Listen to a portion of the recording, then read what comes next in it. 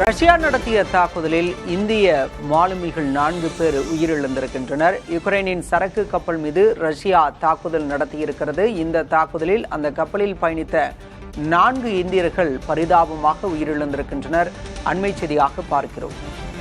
கப்பலில் இருந்த 17 பேரில் 4 இந்திய மாலுமிகள் உட்பட பலர் உயிரிழந்திருப்பதாக தகவல் வெளியாகியிருக்கிறது. 4 இந்திய மாலுமிகள் உயிரிழந்ததை அடுத்து இந்திய வெளியுறவு அமைச்சகம் கண்டனம் தெரிவித்திருக்கிறது.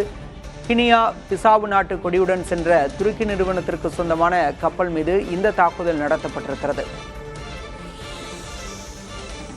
யுக்ரைன் ரஷ்யா இடையே பல ஆண்டுகளாக போர் நடைபெற்று வரும் நிலையில் யுக்ரைன் ஒடேசா துறைமுகத்திலிருந்து புறப்பட்ட சரக்கு கப்பல் மீது ரஷ்யா ஏவுகணை ஏவி தாக்குதல் நடத்தியிருக்கிறது. இந்த தாக்குதலில் இந்திய மாலுமிகள் 4 பேர் பரிதாபமாக உயிரிழந்திருக்கின்றனர். இந்த தாக்குதல் சம்பவத்திற்கு இந்திய வெளியுறவுத்துறையும் கண்டனம் தெரிவித்திருக்கிறது.